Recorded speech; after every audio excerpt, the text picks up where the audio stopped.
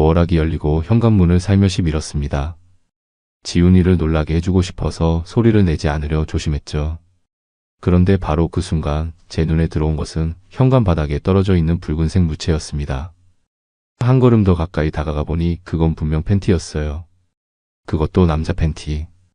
그 순간 제 얼굴에서 미소가 싹 사라졌습니다. 현관에 떨어진 그 붉은색 남자 팬티는 분명 제 것이 아니었습니다. 안녕하세요. 특종실화 채널입니다. 오늘 들려드릴 사연은 한 남자의 눈물겨운 배신과 통쾌한 복수의 이야기입니다. 사랑했던 아내의 변심과 배신, 그리고 그 후에 벌어진 놀라운 반전까지 여러분의 가슴을 시원하게 해드릴 이야기를 준비했는데요. 본격적인 이야기 시작 전에 아직 구독하지 않으셨다면 구독 버튼 꾹 눌러주시고 함께 실화 속으로 들어가 볼까요? 오늘의 실화 사연 지금 시작합니다. 안녕하세요 여러분. 저는 서울 강남에서 무역회사를 운영하는 서진이라고 합니다. 올해 38살이고 결혼한 지 80해가 됐네요. 제 아내 지훈이는 저보다 2살 어린 36이고 강남의 한 유명 병원에서 간호사로 일하고 있습니다. 우리는 신혼 때부터 맞벌이를 해왔고 덕분에 강남의 아파트도 장만했죠. 물론 대출이 좀 있긴 하지만 그래도 우리 부부는 남부럽지 않은 생활을 해왔다고 자부합니다. 그날은 제가 해외 출장을 마치고 예정보다 하루 일찍 귀국하는 날이었어요. 일본 도쿄에서 바이오와의 미팅이 생각보다 순조롭게 진행되어 예정보다 일정이 하루 빨리 끝났던 거죠. 원래는 지훈이에게 바로 연락했어야 했는데 문득 깜짝 선물처럼 예고 없이 집에 들어가면 어떨까 하는 생각이 들었습니다. 지훈이 얼굴에 번질 놀란 표정을 상상하니 가슴이 설렜죠. 인천공항에 도착한 시간은 저녁 9시쯤이었습니다. 짐을 찾고 택시를 타고 집으로 향했어요. 차 안에서 지훈이에게 전화할까 고민도 했지만 그래도 깜짝 선물이 더 좋을 것 같아 참았죠. 택시 창문 너머로 서울의 밤 풍경이 스쳐 지나가는 동안 집에 도착해 지훈이를 안는 모습을 상상하니 미소가 절로 지어졌습니다. 오늘따라 집이 더 보고 싶네. 중얼거리며 택시에서 내린 시간은 밤 11시가 조금 넘은 시각이었어요. 아파트 로비에 들어서자 익숙한 냄새가 코끝을 스쳤습니다. 여행 가방을 끌고 엘리베이터에 올라타며 이런저런 생각이 머릿속을 스쳐 지나갔죠. 지훈이는 지금 자고 있을까? 아니면 드라마를 보고 있을까? 침대에서 책을 읽고 있을 수도 있겠다 싶었어요. 사실 이 출장은 제게 아주 중요했습니다. 회사 설립 이래 가장 큰 계약을 앞두고 있었거든요. 일본의 대형 유통업체와 독점 수입 계약을 맺기 위한 협상이었죠. 3개월 동안 준비했고 지훈이도 제 곁에서 많은 힘이 되어 주었습니다. 밤늦게까지 자료 정리를 도와주고 발표 연습에 듣는 역할도 해주었죠. 그래서 이번 계약이 성사되면 제일 먼저 지훈이에게 알려주고 싶었어요. 계약서에 사인하는 순간의 기쁨이 아직도 생생했습니다. 일본 바이어들과 축하주를 나누며 서로의 건강을 기원했죠. 그들은 내일까지 일정을 잡아두었지만 모든 일이 순조롭게 마무리되어 하루 일찍 귀국할 수 있게 된 겁니다. 비행기 안에서도 지훈이의 얼굴을 떠올리며 설레었어요. 이 기쁜 소식을 들으면 어떤 표정을 지을까? 아마 환하게 웃으며 제 목을 꼭 안아줄 겁니다. 엘리베이터를 타고 우리 집이 있는 15층에 도착했을 때 가슴이 두근거렸습니다. 마치 연애 시절 지훈이를 데이트에 나가기 위해 집으로 마중 갔을 때처럼 말이죠. 그 설렘을 안고 복도를 걸어 우리 집 현관문 앞에 섰습니다. 여행 가방을 한쪽에 세워두고 도어락의 비밀번호를 누르는데 문득 집 안에서 희미하게 음악 소리가 들리는 것 같았어요. 지훈이가 아직 자지 않았나 보네. 도어락이 열리고 현관문을 살며시 밀었습니다. 지훈이를 놀라게 해주고 싶어서 소리를 내지 않으려 조심했죠. 그런데 바로 그 순간 제 눈에 들어온 것은 현관 바닥에 떨어져 있는 붉은색 무채였습니다. 한 걸음 더 가까이 다가가 보니 그건 분명 팬티였어요. 그것도 남자 팬티. 그 순간 제 얼굴에서 미소가 싹 사라졌습니다. 현관에 떨어진 그 붉은색 남자 팬티는 분명 제 것이 아니었습니다. 평소 저는 무난한 검정이나 회색 계열의 속옷만 입거든요. 그렇다면 이건 누구의 것일까? 순간 머릿속이 하얘지면서 온갖 생각들이 물밀듯이 밀려왔습니다. 혹시 지훈이의 친구들이 놀러 왔다가 깜빡하고 두고 간 건가? 그렇게 스스로를 위안하며 신발을 벗고 조심스레 안으로 발을 내디뎠습니다. 하지만 현관에서 복도로 이어지는 길에 또 다른 의류 조각이 눈에 들어왔어요. 남자 양말 한 짝이었죠. 그리고 그 옆에는 와이셔츠 한 벌이 구겨진 채 바닥에 널브러져 있었습니다. 심장이 미친 듯이 뛰기 시작했어요. 복도를 지나 거실로 향하는 발걸음이 점점 무거워졌습니다. 마치 제 두 다리에 납덩어리가 매달린 것처럼요. 귀에서는 우웅거리는 소리가 들렸고 이마에는 식은땀이 맺혔죠. 거실에 들어서자 더 이상 현실을 부정할 수 없는 광경이 펼쳐졌습니다. 테이블 위에는 와인잔 2개가 놓여 있었고 그 옆에는 반쯤 먹다 남은 초콜릿이 있었어요. 거실 한쪽에는 은은한 불빛을 내뿜는 캔들이 아직도 타오르고 있었고 공기 중에는 달콤한 향기가 어지럽게 퍼져 있었습니다. 아직도 기억납니다. 그 테이블 위에 놓인 와인은 제가 이탈리아 출장 갔을 때 사온 몬탈치노 지역의 브루넬로였어요. 특별한 날에만 마시자고 지훈이와 약속했던 와인이죠. 그리고 그 옆에 있던 초콜릿은 벨기에에서 공수한 고급 다크 초콜릿이었습니다. 지훈이가 가장 좋아하는 초콜릿이었죠. 제 생일이나 우리 결혼 기념일에 먹으려고 따로 보관해 두었던 것들이었는데 오늘은 무슨 특별한 날도 아닌데 말이에요. 그리고 무엇보다 우리 부부의 침실에서는 음악이 꽤 크게 흘러나오고 있었어요. 그날 틀어져 있던 노래는 지훈이가 좋아하는 R&B 음악이었습니다. 우리가 처음 만났을 때 자주 들었던 노래여서 더욱 가슴이 아팠죠. 그 노래는 우리의 첫 데이트 때 카페에서 흘러나왔던 곡이었어요. 지훈이는 그때 얼마나 그 노래를 좋아했는지 결혼 후에도 특별한 날이면 항상 그 노래를 틀곤 했습니다. 우리의 웨딩송이기도 했죠. 근데 지금 그 노래가 다른 남자와 함께 있는 자리에서 흘러나오고 있다니. 침실 문은 닫혀 있었지만 문틈 아래로 희미한 불빛이 새어나왔습니다. 그리고 그 불빛과 함께 낮은 숨소리, 그리고 침대의 규칙적인 움직임 소리도 들려왔어요. 그 소리의 정체가 무엇인지는 굳이 설명하지 않아도 다들 아실 겁니다. 몸이 얼어붙는 느낌이었습니다. 다리가 떨려 제대로 서 있기도 힘들었어요. 숨이 턱 막히고 가슴이 조여오는 듯 했죠. 머릿속에서는 지훈이와의 추억들이 주마등처럼 스쳐 지나갔습니다. 신혼여행 첫 집 마련했을 때의 기쁨, 서로 아플 때 간호해주던 날들. 그 모든 것이 한순간에 무너져 내리는 느낌이었어요. 저는 그 자리에 얼어붙은 채로 서 있었습니다. 마치 악몽을 꾸고 있는 것 같았어요. 지금이라도 눈을 감았다가 다시 뜨면 이 모든 것이 환상이길 바랐습니다. 하지만 현실은 냉혹했죠. 침실 문 앞까지 걸어간 저는 문고리에 손을 올렸습니다. 손이 떨려서 문고리를 제대로 잡을 수도 없었어요. 열어볼까? 그냥 돌아갈까? 잠시 고민했지만 이미 알게 된 사실을 모른 척할 수는 없었습니다. 숨을 크게 한번 들이신 후 조용히 문고리를 돌렸습니다. 문이 열리는 순간 저는 평생 잊지 못할 광경을 목격하게 됐죠. 문이 열린 순간 침대 위에서 벌어지고 있는 광경에 저는 숨이 막혔습니다. 희미한 침실 불빛 아래 알몸의 한 남자가 지훈 위에 올라타 격렬하게 움직이고 있었죠. 둘 다 너무 열중한 나머지 문이 열린 것도 모르는 듯 했습니다. 그 남자의 입에서는 계속해서 달콤한 말들이 흘러나왔어요. 지훈아, 진짜 미쳤다 오늘. 그리고 지훈이는 그에 맞장 붙이듯 신음소리를 내고 있었습니다. 제가 출장 간 동안 외로웠을 아내를 위로해준다는 듯한 말투로 그 남자는 지훈의 이름을 계속해서 불렀어요. 남자의 등은 땀에 젖어 반짝이고 있었고 지훈이의 손톱은 그의 등에 깊게 파고들어 빨간 자국을 남기고 있었습니다. 침대 시트는 이미 엉망이 되어 있었고 바닥에는 와인 한 잔이 쏟아져 붉은 얼룩을 만들고 있었어요. 침대 옆 테이블에는 빈 콘돔 포장지가 몇 개 구겨진 채 널브러져 있었습니다. 가장 충격적인 것은 지훈이의 표정이었어요. 평소에 저와 함께 있을 때는 볼 수 없었던 완전히 다른 모습이었습니다. 마치 다른 사람이 된 것처럼 자신의 욕망에 완전히 빠져있는 듯했죠. 그 모습을 보니 가슴이 찢어지는 것 같았습니다. 저는 문간에 서서 그저 바라볼 수밖에 없었습니다. 마치 영화를 보는 것처럼 현실감이 전혀 없었어요. 제 아내와 낯선 남자가 사랑을 나누는 모습을 지켜보는 것이 이렇게 비현실적일 줄 몰랐습니다. 그들의 숨소리, 침대 프레임이 삐걱거리는 소리, 피부가 부딪히는 소리가 방 안에 가득했습니다. 침대 헤드보드가 벽에 부딪히는 소리도 리듬감 있게 울려 퍼졌죠. 우리 부부가 함께 골랐던 침대에서, 우리가 함께 고른 시트 위에서 다른 남자와 그렇게 뜨겁게 사랑을 나누는 지훈이의 모습은 제 머릿속에 영원히 지워지지 않을 상처로 남았습니다. 그 남자는 지훈이의 귀에 뭔가를 속삭이기도 했는데 그 말이 또렷이 들렸어요. 다음 주에 또 만나자. 남편 출장 가면. 그 말을 듣는 순간 이것이 단 한 번의 실수가 아니라 계획적이고 지속적인 배신이었다는 사실을 깨달았습니다. 가슴이 무너져 내리는 느낌이었어요. 한참을 그렇게 서 있다가 결국 문이 완전히 열리고 말았어요. 그제서야 내연남은 뒤에 있는 저와 눈이 마주쳤습니다. 그의 표정이 순식간에 변했죠. 놀람, 공포, 당황스러움이 뒤섞인 복잡한 표정이었습니다. CX.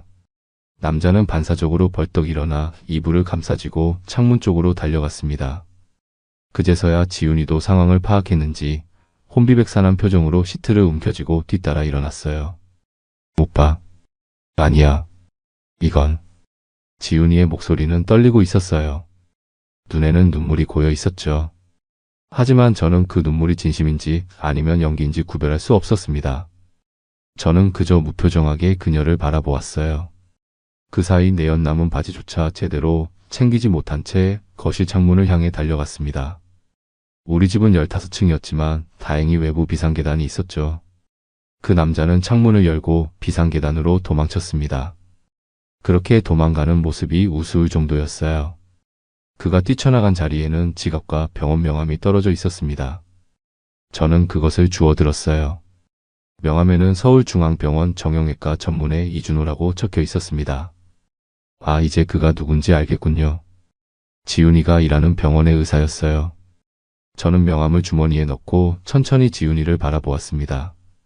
그녀는 여전히 시트를 꽉 붙잡은 채 침대 위에 무릎을 꿇고 앉아 있었어요.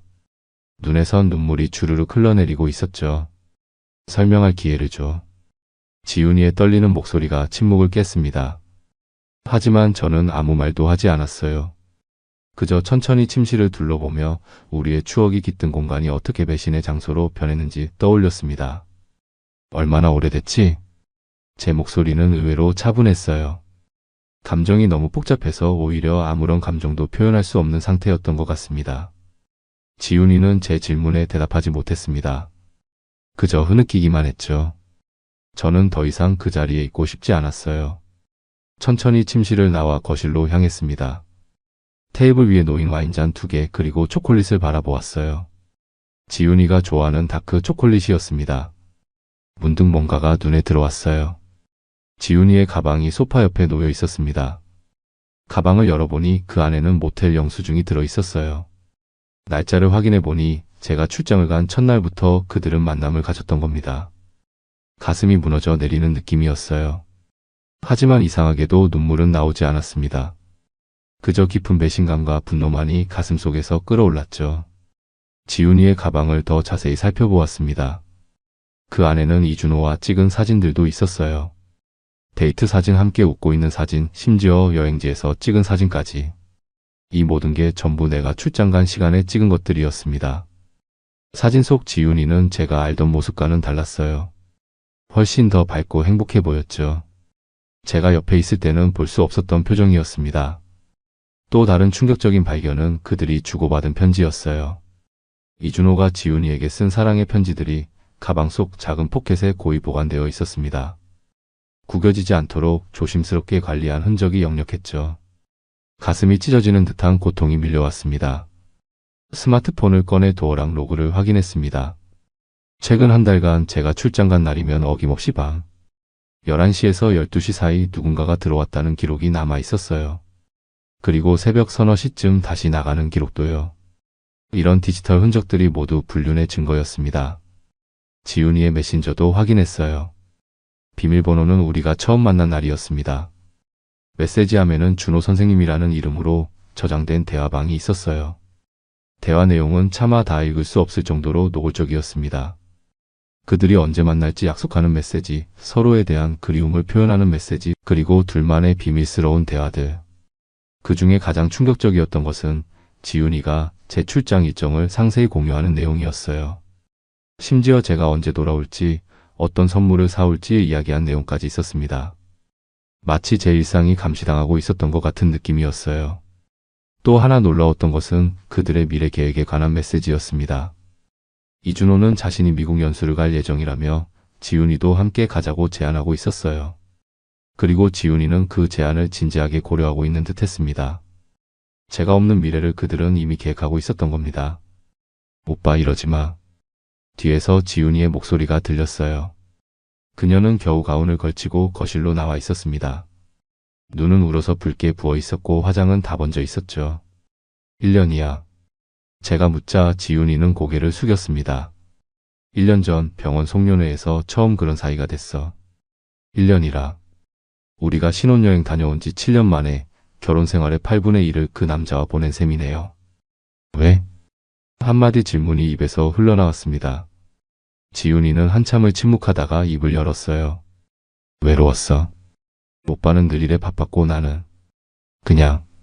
말을 잇지 못하는 지훈이를 바라보며 저는 문득 1년 전 일을 떠올렸습니다. 그때 저는 회사 확장을 위해 정신없이 일했었죠. 주말에도 출근했고 밤늦게 귀가하는 날이 많았어요. 그 시간 동안 지훈이는 외로움을 달래기 위해 다른 남자를 찾았던 겁니다. 하지만 그것이 배신의 이유가 될 수는 없었어요. 아니, 어떤 이유도 이런 배신을 정당화할 수 없었습니다. 짐 싸. 차분한 목소리로 말했어요. 지훈이는 놀란 눈으로 저를 바라보았습니다. 오빠, 제발. 한 번만 기회를. 내일 아침까지 짐 싸서 나가. 변호사는 내가 알아볼게. 그렇게 말하고 저는 방을 나왔습니다. 그날 밤 저는 집을 나와 근처 호텔에서 밤을 보냈어요. 잠은 한숨도 오지 않았지만 이상하게도 마음은 차분했습니다. 무엇을 해야 할지 이미 머릿속에 그려지고 있었거든요. 다음날 아침 저는 가장 먼저 법률사무소를 찾았습니다. 이혼 전문 변호사를 만나 상황을 설명했죠. 변호사는 제가 가져온 증거들을 검토한 후 이혼 소송과 함께 이준호를 상대로 위자료 청구도 가능하다고 말했어요. 불륜의 증거가 확실하네요. 법적으로는 유리한 고지에 있습니다. 변호사의 말에 저는 고개를 끄덕였습니다. 이혼 소송은 즉시 진행하기로 했고 동시에 이준호에 대한 위자료 청구 소송도 준비했어요. 그리고 병원 이사회에도 징계 요청을 하고 싶습니다. 제 말에 변호사는 잠시 생각하더니 고개를 끄덕였습니다. 가능합니다. 직장 내 불륜이니 병원 윤리규정 위반으로 볼 수 있겠네요. 변호사는 병원 이사회에 제출할 진정서를 작성해 주었습니다. 내용은 간단했어요. 이준호라는 의사가 병원 내에서 기혼 여성과 부적절한 관계를 맺었고 그로 인해 한 가정이 파괴되었다는 것이었죠. 증거로는 도어락 로그 문자 내용, 모텔 영수증 등이 첨부됐습니다. 특히 명함과 지갑을 찾은 것이 결정적이었어요. 지갑 안에는 병원 출입증과 함께 우리 아파트 현관 비밀번호가 적힌 메모도 있었으니까요. 그렇게 법적 절차를 시작하고 저는 바로 서울중앙병원으로 향했습니다. 병원 이사회 사무실을 찾아가 상황을 설명하고 정식으로 징계 요청서를 제출했어요. 증거로 제출한 영상과 메시지는 이사회 멤버들에게 충격을 안겨주기에 충분했습니다. 이런 일이 저희 병원에서 벌어졌다니 정말 유감입니다. 철저히 조사하고 적절한 조치를 취하겠습니다. 이사장은 그렇게 말하며 저를 위로했습니다.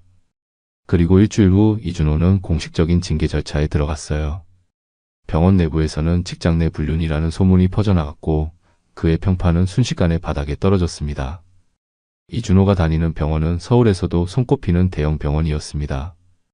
그만큼 의사들의 윤리의식과 품행이 중요시되는 곳이었죠. 특히 환자와의 신뢰관계가 핵심인 병원에서 한 의사의 불륜 스캔들은 큰 타격이 아닐 수 없었어요. 더군다나 같은 병원 직원과의 불륜이라면 더더욱 용납될 수 없는 일이었습니다.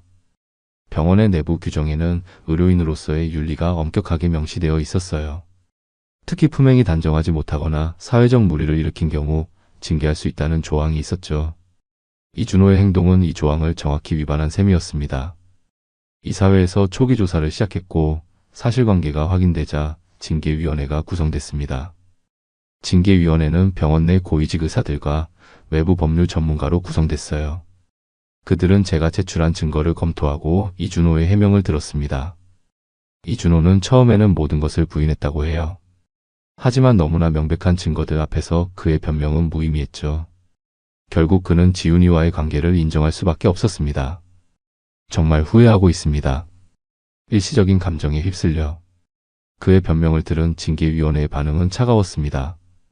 특히 그가 기혼자라는 사실이 알려지면서 위원들의 시선은 더욱 냉랭해졌어요. 이준호는 아내와 두 아이가 있는 가정의 가장이었거든요. 그 사실을 알게 되자 제 마음도 더 아팠습니다. 그는 자신의 가정을 버리고 제 가정도 파괴했던 겁니다. 한편 지훈이는 제 말대로 그날 아침 짐을 싸서 집을 나갔습니다. 어디로 갔는지는 알 수 없었지만 그것은 더 이상 제 관심사가 아니었어요. 다만 한 가지 놀라운 사실을 알게 됐는데 지훈이가 이미 임신 2달 차였다는 겁니다. 그리고 그 아이의 아버지가 누구인지는 굳이 말하지 않아도 다들 아실 테죠. 저는 그 사실을 알고 난 후 잠시 흔들렸습니다. 만약 그 아이가 제 아이라면 하는 생각도 들었어요. 하지만 곧 냉정을 되찾았습니다. 저와 지훈이는 아이를 갖기 위해 노력한 적이 없었고 특히 최근 3개월 동안은 제가 출장으로 거의 집에 없었거든요. 임신 2달이라면 아이의 아버지는 분명 이준호였습니다. 시간이 흐르면서 제 계획은 하나씩 실현되어 갔습니다. 사실 저는 1년 전부터 혹시 모를 일에 대비하기 위해 그때부터 조금씩 준비해둔 것들이 있었죠. 우선 부부 공동 명의로 되어 있던 재산을 모두 제 명의로 이전해 두었습니다. 법적으로는 약간 회색지대였지만 지훈이가 무관심했던 덕분에 가능했던 일이었어요. 아파트, 차, 주식 등 모든 자산이 제 명의였죠. 이 모든 재산 이전 과정에서 지훈이는 전혀 관심을 보이지 않았습니다. 제가 서류를 내밀면 대충 후어보고 사인해주는 정도였어요. 그녀는 제가 회사 일로 자산을 정리한다고 생각했던 모양입니다. 그때 이미 그녀의 마음은 다른 곳에 가 있었을 거예요. 아파트는 강남의 한복판에 있는 5억 상당의 고가 주택이었습니다. 우리가 신혼 때부터 10년간 대출 갚으며 마련한 집이었죠. 그 집의 명의를 온전히 제 것으로 바꾸는 과정에서 변호사의 조언을 구했습니다. 변호사는 이런 경우 배우자의 동의가 있으면 법적으로 문제없다고 했어요. 그리고 지훈이는 별 생각 없이 동의했죠. 차량도 마찬가지였습니다. 우리 부부는 각자 차를 한 대씩 가지고 있었어요. 지훈이 차는 제가 결혼 3주년 기념으로 선물한 외제차였죠. 그 차도 1년 전 회사 명의로 바꿨습니다. 명목상으로는 세금 혜택을 위한 것이라고 설명했고 지훈이는 그냥 고개를 끄덕였어요. 주식과 펀드도 모두 제 단독 명의로 바꿨습니다. 우리 부부는 매달 일정 금액을 저축해 투자하고 있었어요. 그동안 꽤 많은 수익이 났는데 그것도 전부 제 계좌로 옮겼습니다. 지훈이는 투자에 관심이 없어서 금액이 얼마인지도 제대로 알지 못했을 거예요. 이렇게 준비해둔 덕분에 이혼 소송에서 재산 분할 문제가 크게 불거지지 않았습니다. 법원은 모든 재산이 이미 제 명의로 되어 있고 지훈이가 그것에 동의했다는 사실을 확인했어요. 게다가 지훈이가 불륜으로 혼인을 파탄시킨 책임이 있어 재산 분할에서도 불리한 위치에 놓이게 됐죠. 그리고 아이는 우리에겐 아이가 없었지만 만약 있었다면 당연히 제가 양육권을 가져갔을 겁니다. 지훈이는 이렇게 경제적, 사회적 기반을 모두 상실하게 됐어요. 더 놀라운 것은 지훈이의 부모님 반응이었습니다. 그분들은 딸의 불륜 사실을 알게 된 후 넌 우리 딸 아니다 라며 완전히 손을 떼버렸어요. 지훈이 부모님은 아주 보수적인 분들이었거든요. 결혼 전부터 지훈이에게 항상 여자는 정조를 지켜야 한다고 가르쳤었죠. 그런 부모님들이 딸의 불륜 소식을 들었을 때의 충격은 이루 말할 수 없었을 겁니다. 지훈이 어머니는 전화로 저에게 이렇게 말씀하셨어요. 서진이 정말 미안하다. 우리가 딸을 잘못 키웠나 보다. 내가 어떤 결정을 내리든 우린 이해한다. 그 말씀을 들으며 저는 가슴이 아팠습니다. 부모님들도 피해자였으니까요. 지훈이 아버지는 더 강경하셨어요.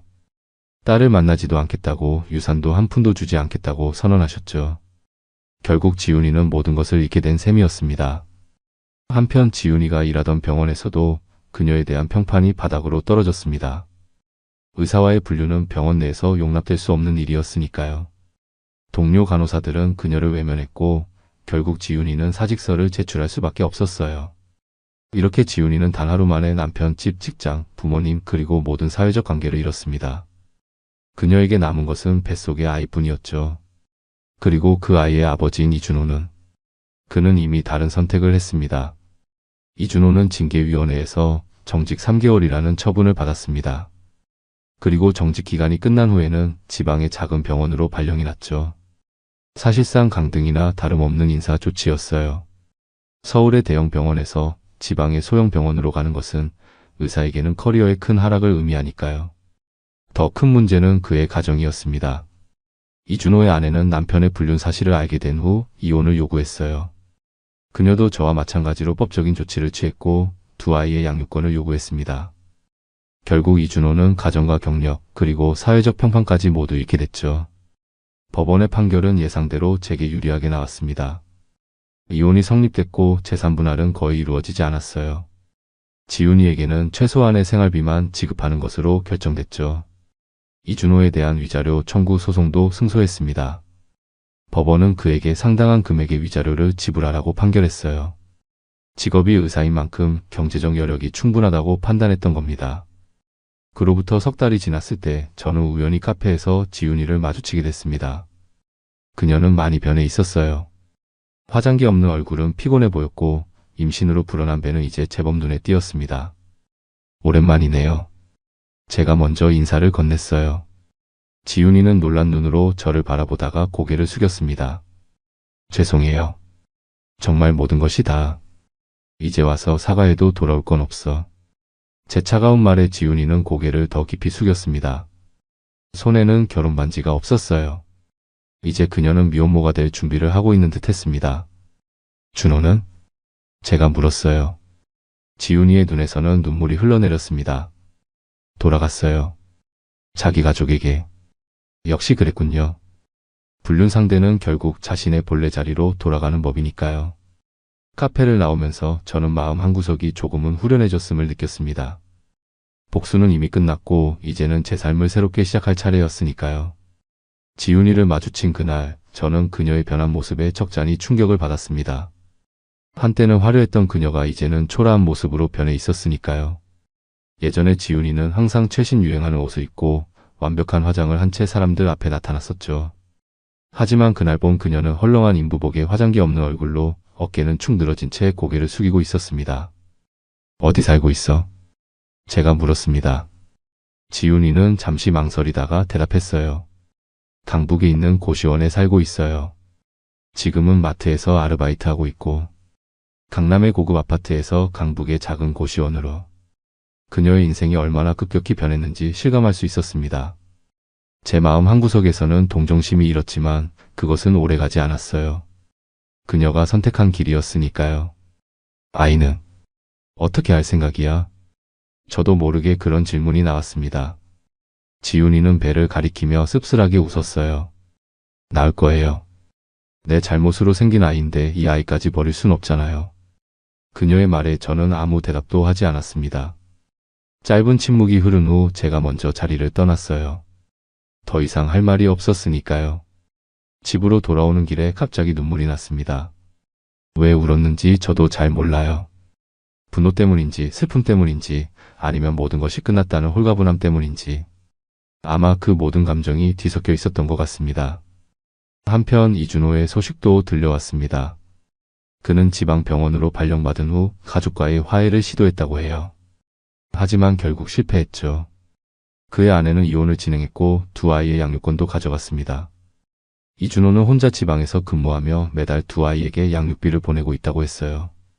지훈이의 부모님은 여전히 딸과 연락을 끊은 상태였습니다. 특히 아버지는 더 완강하셨죠. 내 딸은 이미 죽었다라는 말까지 하셨다고 해요. 어머니는 가끔 몰래 딸에게 연락해 안부를 묻기도 했지만 아버지 몰래 그러는 정도였습니다. 이렇게 모든 사람들의 인생이 한순간에 바뀌었습니다. 그리고 그 모든 것의 시작은 제가 예정보다 하루 일찍 귀국한 그날 밤이었죠. 운명이란 참 아이러니합니다. 제가 일찍 귀국하지 않았다면 어쩌면 지금도 저는 아무것도 모른 채 살고 있었을지도 모릅니다. 이혼이 성립되고 몇 달 후 저는 새로운 아파트로 이사했습니다.